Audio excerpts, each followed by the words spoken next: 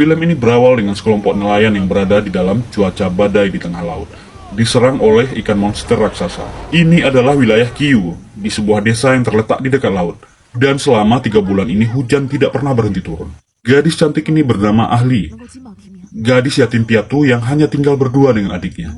Dia sedang berdoa di depan patung Dewa Laut, mendoakan kekasihnya Wen Yu yang ikut ujian kekaisaran. Jika dia lulus ujian, tentu saja dia akan langsung menjadi pejabat. Dan Ahli berharap Wen Yu menjemputnya dan menikahinya. Begitu dia pulang dari kuil, adiknya berlari menemuinya dan mengabarkan bahwa Wen Yu lulus ujian kekaisaran dan ditunjuk sebagai gubernur di wilayah Kyu. Hari itu pintunya diketuk sama petua-petua di desa Kyu. Nasib dan takdirnya telah ditentukan. Peramal desa menanyakan tanggal lahirnya. Begitu dijawab Ahli, peramal langsung mengatakan dia adalah pengantin dari Dewa Laut Utara. Menurut legenda di Laut Utara, ada dewa di laut yang bernama Hairuo. 100 tahun yang lalu, siluman ikan muncul di dunia manusia dan membawa petaka dan bencana. Dan Hairuo adalah dewa yang berani melawan siluman ikan dan membunuhnya. Untuk membalas budi, masyarakat yang tinggal di Laut Utara setiap 100 tahun sekali menyediakan seorang gadis untuk dijadikan pengantin laut dan dilayarkan di laut. Setiap pengantin yang terpilih akan menghilang di cakrawala laut setelah badai berlalu. Dan Ahli pun dibawa oleh penduduk desa. Ketika sedang diseret oleh penduduk desa, rombongan pejabat yang datang dari kota kekaisaran lewat. Ahli berlutut dan meminta keadilan untuk nasibnya. Ternyata pejabat yang berada di dalam tenda adalah Wen Yu, kekasih Ahli. Wen Yu membawa Ahli ke gedung pejabat kota. Dan tentu saja para penduduk desa tak terima dan berusaha menerobos barikade prajurit. Ahli mengajak Wen Yu meninggalkan tempat itu dan membawanya. Wen Yu mengatakan kepada Ahli untuk melarikan diri dari pintu belakang, lalu bersembunyi di kuil. Dan nanti di tengah malam dia akan menjemputnya. Wen Yu keluar dan mencoba berbicara dengan penduduk desa dan mengatakan supaya jangan menindas Ahli. Para penduduk desa beralasan bahwa mereka harus menyerahkan Ahli ke laut, kalau tidak penduduk desa dalam masalah. Dan peramal pun memperjelas keadaan. Hujan tidak pernah berhenti selama 3 bulan, dan nelayan yang diserang oleh ikan raksasa di laut memberikan kesaksian bahwa hanya dia yang tersisa selamat dari 6 orang. Ahli yang bersembunyi di kuil desa tak bisa melarikan diri. Ahli kaget dan bertanya bagaimana dia bisa ditemukan. Dia shock mendengar bahwa Wen Yu lah yang memberitahu tempat persembunyiannya. Gadis malang ini dirias dan didandani sebagai pengantin. Wajah Ahli tanpa emosi, dia pasrah menerima nasibnya. Dan ritual penyerahan pengantin laut dimulai. Ahli dibuat pingsan dan dihanyutkan ke dalam perahu yang sudah dihias ke tengah laut. Wen Yu berlari ke tepi pantai dan memanggil Ahli. Kan dia yang laporin tadi ya? Di tengah laut dan di tengah badai, perahu Ahli dibawa kekuatan yang tidak terlihat. Oke, saya minta maaf sebentar ya. Saya akan menjelaskan sedikit tentang genre Wuxia, Xianxia, dan Xuanhuan yang belakangan ini marak dijadikan film oleh industri film-film Cina. Wuxia bercerita tentang dunia persilatan dan martial art dengan judulnya yang menggetarkan lawan. Jurus-jurusnya masih dalam tahap wajar, dalam artian paling hanya merusak bangunan. Ceritanya biasanya tentang masalah percintaan, balas dendam, kekuasaan, dan lain-lain. Xianxia tentang dunia immortal yang mendapatkan masa tambahan umur dengan teknik kultivasi atau budidaya sesuai dengan sektenya masing-masing. Para kultivator dituntut untuk saling bertarung demi mendapatkan item, pil, resep, senjata, ataupun teknik untuk meningkatkan kekuatannya. Jurusnya biasanya sangat dahsyat, bisa menghancurkan kota, gunung, dan mengeringkan lautan dengan jurus andalannya. Di dunia kultivator, kekuatan adalah segalanya. Yang lemah harus tunduk kepada yang kuat. Xuanhuan bertema tentang fantasi yang berhubungan dengan mitos di negeri tirai bambu, yaitu adanya makhluk yang berdampingan antara manusia fana, ras binatang buas, dan para dewa. Contohnya seperti cerita Sun Gokong. Dan film ini harusnya bertema Shanxuan yang digabungkan dengan Xianxia. Lanjut ke filmnya.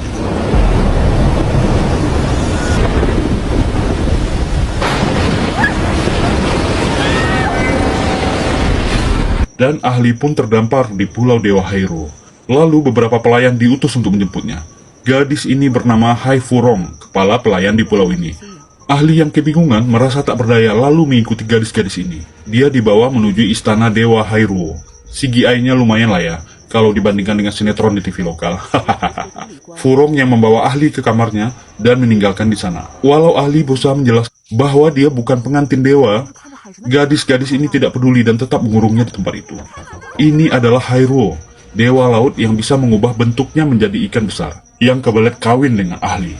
Hairuo menuju ke kamar Ahli, dan ternyata gadis ini sudah melarikan diri di kamarnya. Dengan tekniknya, Hairuo segera tahu bahwa Ahli melarikan diri menuju hutan. Di hutan, Ahli merasa ada yang mengawasi gerak-geriknya. Dia tidak pernah keluar dari hutan itu dan berputar di sana aja. Ketika dia melihat ke atas, dua sinar yang disangkanya bintang bergerak ke arahnya. Ahli pun pingsan dan kembali di tempat tidur. Lalu dia bangun dan kaget melihat bentuk fisik Hairuo. Ketika Hairuo mengatakan bahwa dia adalah calon pengantinnya, tentu saja Ahli merasa ketakutan dan menjelaskan bahwa dia bukanlah calon istri dari makhluk ini. Dia hanya gadis nelayan biasa dan tidak punya niat untuk menikah dengan Hairuo. Makhluk ini marah dan mendekap Ahli. Dia mungkin tergoda dengan kecantikan Ahli. Hairuo berkata, ini adalah malam pertama kita. Menurutmu apa yang akan kita lakukan? Iya juga ya, hajar bang ikan. Tiba-tiba Ahli melepaskan jepitan rambutnya dan menangis. Dia berkata, aku dibesarkan dengan bersujud di patungmu sampai aku besar, dan tidak disangka kau akan cabul seperti ini. Ketika Hairuo ingin mendekat ke Ahli, anak panah menyerang ke kamar itu. Demi melindungi Ahli, punggung Hairuo tertembak anak panah. Dalam hatinya mungkin berkata, sialan gua mau enak-enak, ada aja gangguan. Beberapa pria berjubah hitam masuk ke kamar itu dan menyerang Hairuo. Dan pertarungan pun terjadi. Dengan teknik bela dirinya, Hairuo berkelahi dengan kelompok pembunuh ini. Para pembunuh ini berubah bentuk fisiknya ke bentuk asap. Salah satu pembunuh berusaha menyerang Ahli. Beruntung Hairuo bisa menghentikannya.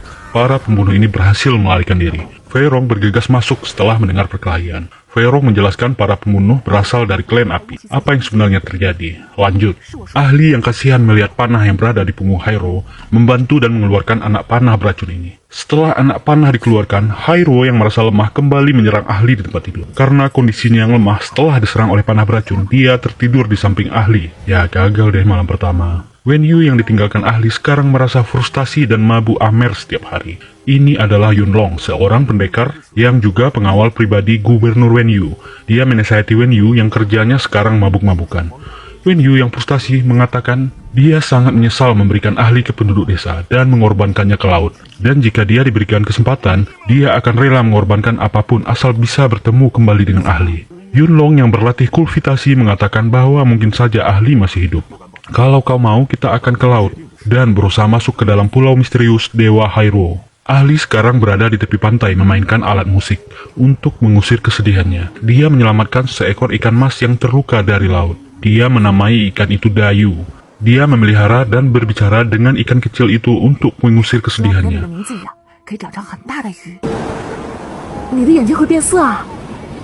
Waktu makan malam dengan Hairuo, dia mengajukan syarat bahwa dia harus menghentikan hujan di desa nelayan dan tidak mengganggu para pelayan yang menangkap ikan. Dan Hairuo juga tidak bisa menyentuh dan mendekatinya, karena dia belum siap menjadi istrinya. Hairuo menyetujui semua syaratnya, asalkan dia setuju untuk menjadi nyonya istana. Lalu dia menyerahkan kunci misterius ke Ahli. Ahli kembali ke kamarnya dan mengetahui ikan emas kecilnya telah hilang.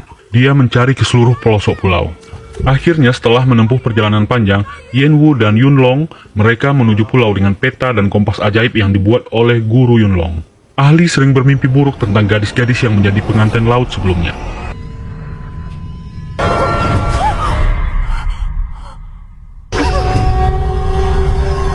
Dia membawa Furong ke kamarnya dan menanyai tentang mimpinya. Dan ini nih adegan yang ditunggu. Kita intip sedikit adegan Ahli yang lagi mandi di kolam. Ketika lagi enak mandi, Ahli diserang oleh ular-ular nakal. Dia diseret ke bawah air oleh ratusan ular. Ketika dia hampir kehabisan nafas, seorang pemuda menolongnya.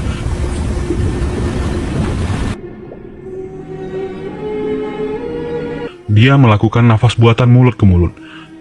Main sosor aja, emosi saya. Begitu sadar, dia kaget melihat pemuda ini dan menyerangnya, menyangka dia sudah diapa-apakan. Ketika dia melihat mata pemuda itu, dia sadar bahwa ini adalah ikan emas kecil yang dia pelihara, yang bisa berwujud sebagai manusia. Ternyata pemuda yang bernama Dayu ini tahu dia adalah istri dari Dewa Laut Hairuo. Tentu saja Ahli gembira bertemu dengan ikan yang dia namai sebagai Dayu ini. Dayu menurunkan hujan yang sangat disukai Ahli. Dia berkata jika makhluk sepertiku sedih, maka hujan akan turun. Ahli berterima kasih kepada Dayu telah menemaninya dalam keadaan sulit dan sendirian di pulau ini. Suasana hujan membuat kedua bibir mendekat. Asik, Tiba-tiba Dayu berdiri dan mengatakan bahwa ahli harus meninggalkan pulau ini karena ada yang mau melukainya. Dayu mengatakan pulau ini tidak seperti yang dia kira, dan dia memberi petunjuk tentang ruangan terlarang yang berhubungan dengannya. Karena sudah mempunyai kunci, ahli bertekad mau membuka ruangan itu.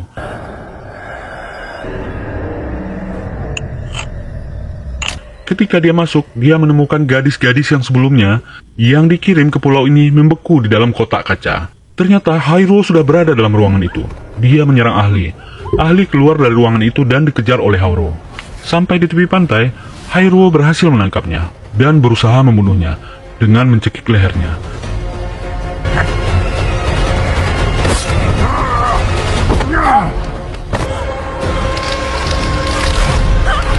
Ahli yang tersudut jatuh ke dalam laut. Untung ahli diselamatkan oleh Dayu yang berwujud sebagai ikan raksasa. Dayu mengatakan dia harus keluar dari pulau ini melalui hutan itu, dan dia akan menidurkan ular naga penghuni hutan untuk sesaat. Ahli mengajak Dayu bersamanya ke dunia manusia, dan dengan berat hati Dayu mengatakan dia tak bisa meninggalkan pulau ini. Ganti scene, kapal Wenyu dan Yunlong akhirnya berhasil meninggalkan kabut dan merapat ke Pulau Dewa Laut.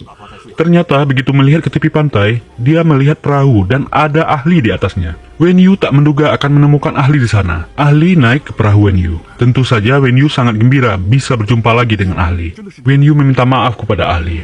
Ketika hendak pergi, hujan turun. Ahli teringat bahwa hujan akan turun ketika Dayu sedih. Dia memutuskan untuk meninggalkan Wenyu dan berlalu. Kasihan Wenyu, cinta ahli sudah berpindah ke lain hati.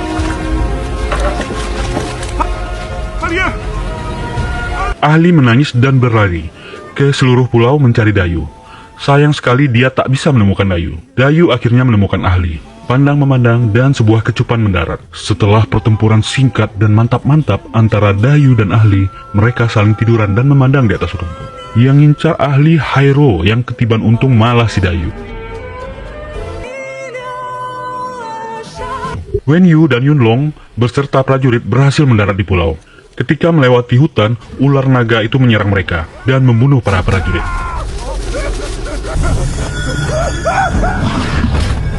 Untunglah Yunlong dengan ginkangnya, ilmu meringankan tubuh ya, berhasil membawa Wenyu meninggalkan hutan itu.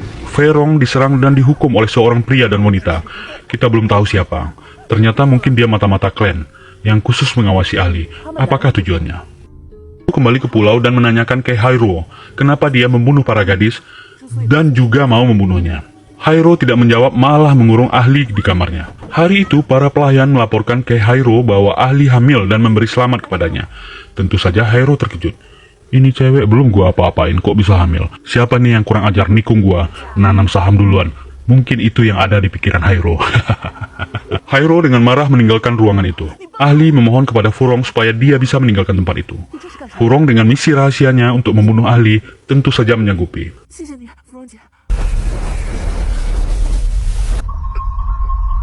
Hari itu, Hyrule memaksa ahli meminum suatu ramuan. Tentu saja ahli menolaknya, tapi dia tetap dipaksa.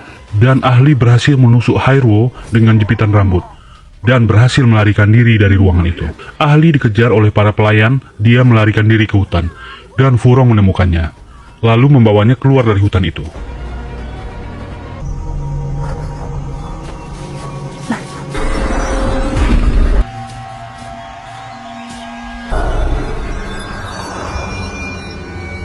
Furong membawa ahli ke altar pengorbanan.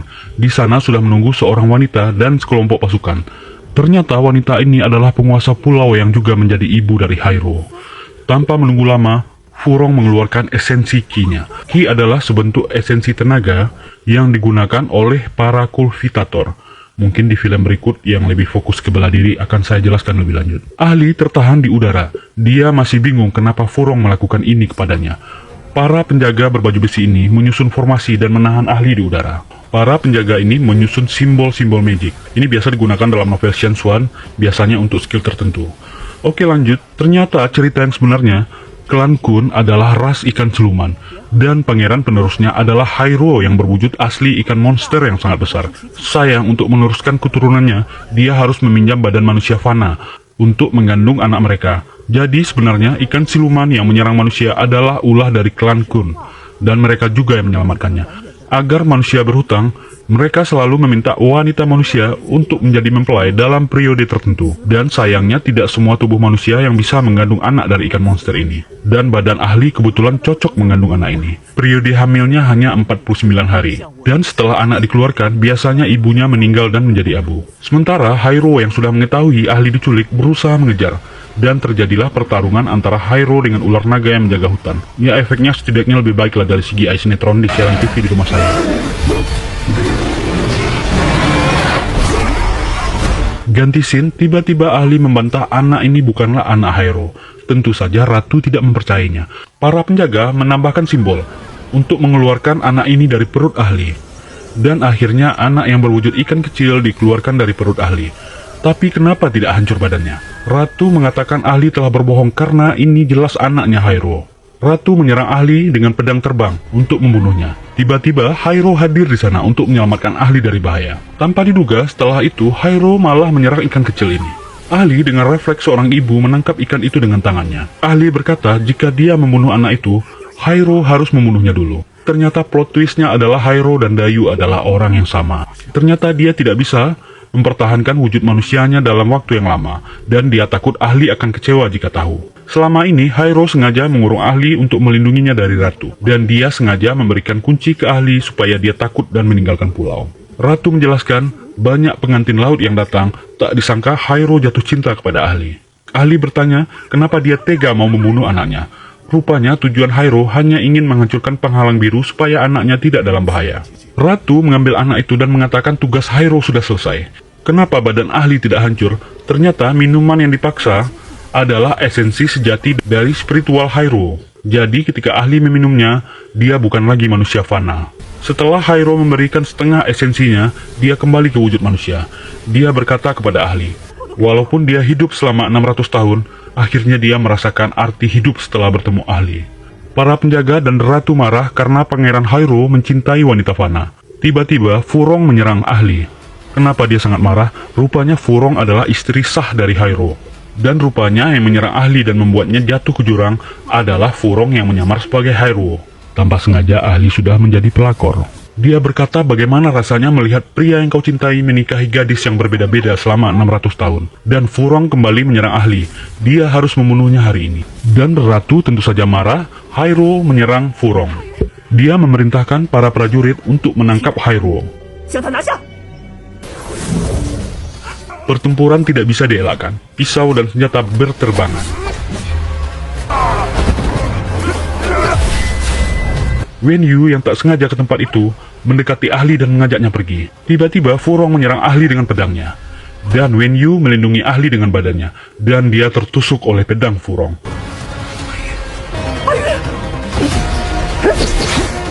Untung saja Yunlong datang membantu dan bertarung dengan Furong. Kembali ke pertarungan Hyro. Para penjaga ini masih terlalu lemah untuk melawan Hyro. Ratu bertarung melawan Hyro. Yunlong berhasil dikalahkan Furong. Dan dia kembali ingin membunuh ahli dengan pedangnya. Untung Hyro berhasil menghentikannya. Yunlong yang terluka berhasil membunuh Furong dengan pedangnya. Para penjaga berbaju hitam akhirnya turun dan menghajar Hyro. Ratu memerintahkan para penjaga untuk membunuh Hyro. Ahli yang ingin mengejar Hyro dilumpuhkan oleh Ratu.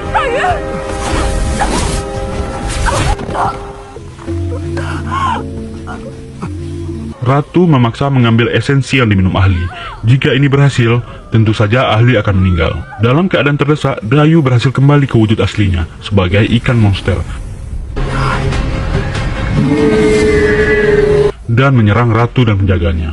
Dengan kekuatannya yang kembali, Ratu dan penjaga berbaju hitam membentuk formasi. Tetap saja dikalahkan oleh ikan monster ini. Ternyata Ratu ini bukan ibu kandung dari Hyro, dan dia mengunci roh primordial. Maksudnya ini mungkin roh kuno ya, roh yang bisa berubah antara wujud manusia dan ke wujud binatang. Jika Hyro sudah dikunci, maka Ratu ini bisa menguasai klan Kun. Setelah semuanya terbongkar, para penjaga klan dan para prajurit berlutut memohon ampun.